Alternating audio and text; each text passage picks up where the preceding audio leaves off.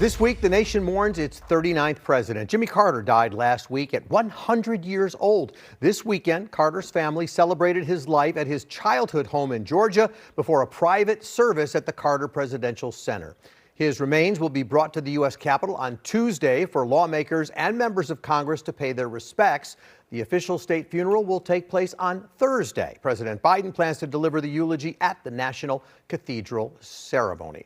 My next guest is the author of several best-selling books, including one of the definitive biographies of the 39th president. The book is called His Very Best, Jimmy Carter, A Life. And Jonathan Alter joins me this morning. John, thanks for being with me. You are a Carter expert. You've written that he was an enigmatic man of faith, noting he was the only president since Thomas Jefferson who we can call a Renaissance man. Talk about his intelligence and his wit. Well, he had an enormous range of skills. He was a very high IQ individual. I think people know that he was a nuclear engineer when he was in the Navy, and he also had the skills of obviously of a farmer. He was an equipment designer.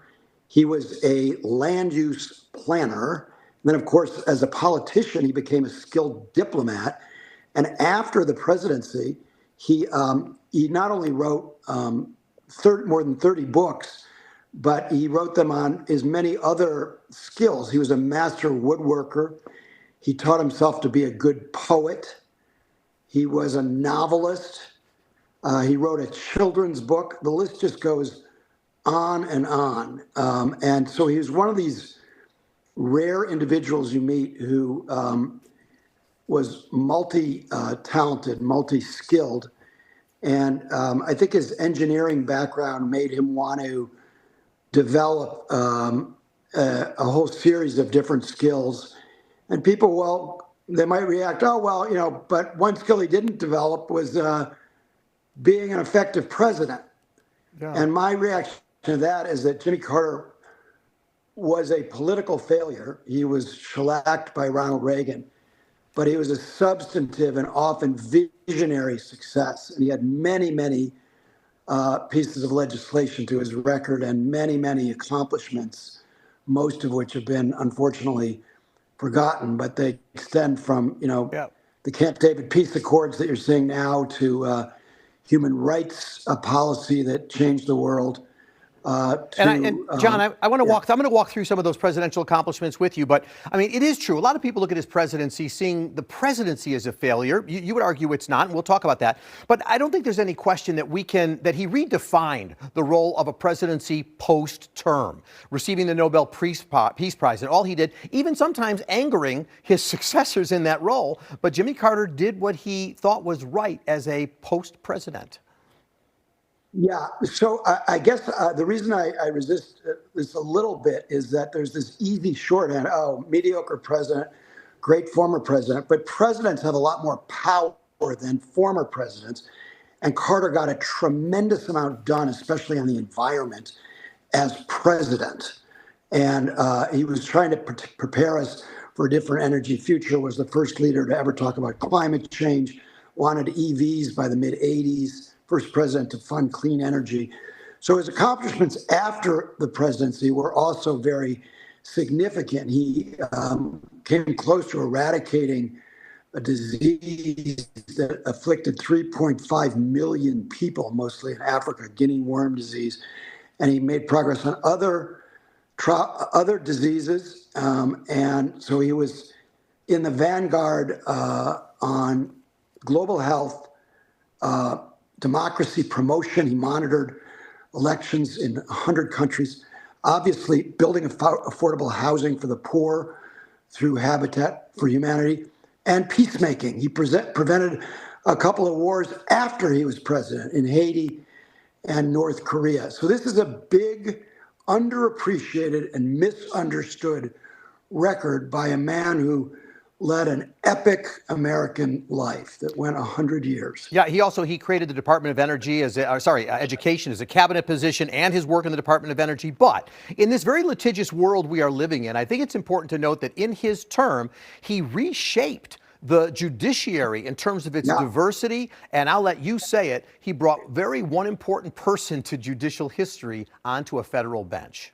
Yes. Well, he appointed 5 times as many women to the federal bench as all of his predecessors combined on both gender and race. He took the federal government from tokenism to diversity. On the bench, he appointed Ruth Bader Ginsburg as a federal judge, and then she later went on to the Supreme Court under Bill Clinton. But there were, beyond the Department of Education and creating the Department of Energy, he created FEMA.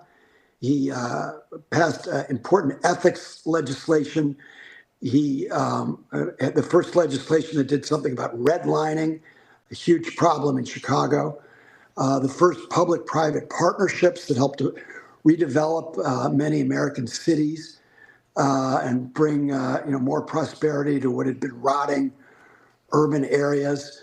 And so the list goes on and on. People know that he put solar panels on the roof of the White House, but that was just symbolic of him taking solar energy into the mainstream. And we know how important that has been. And of course, Ronald Reagan removed those solar panels from the White House. Yes, but that's also, correct, when you look, Paul. when you look at the downfall of Jimmy Carter, I mean, I think people would tie it to the tough economic conditions of the time and the the Americans who were being held hostage in Iran. The parallel to the Biden administration, the view of the economy, and also the hostages in Gaza, the parallel is really striking. Yeah, it was worse under Carter. So he had double-digit interest rates and double-digit inflation. And he made a mistake that Biden learned from. He got kind of held hostage himself by the Ayatollah, and he spent too much of his time concerned with the hostages. You know, he told me at one point, I could have bombed Iran and I would have been reelected in 1980, but they would have killed the hostages and tens of thousands of Iranians would have died. And Carter always prioritized peace. So he was willing to do what was politically problematic, even if it cost him, at the polls. Another issue that's very relevant to Joe Biden is the Panama Canal treaties. So Donald Trump is now talking about trying to grab the canal back. And as I think Carter understood at the time it was turned over to Panama, if a president of the United States did that, then what would happen is the Panamanians would sabotage the canal. They'd close the canal, a major artery of commerce. And the Joint Chiefs of Staff told Carter that if they didn't get these treaties approved, they would have to send as many as 100,000 troops to Panama permanently to protect that vital canal. So this was a big achievement. It had huge dividends in Latin America, where he made great strides with his human rights campaign. And there are other, I think, lessons that Biden has learned from Carter, and that's to stress democracy and decency.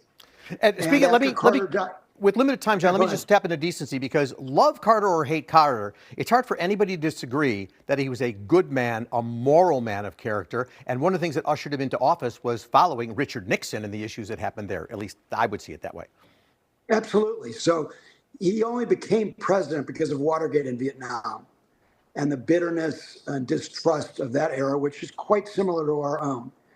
And so Carter was a fresh, honest outsider, and the Democrats the next time could do worse than looking for an outsider who's in the Jimmy Carter mold. Just a few seconds left, John. I've always found it intriguing that he took the oath as Jimmy Carter. Lots of presidents have nicknames, but even Bill Clinton went with William. What does that say about him that he took the oath as Jimmy?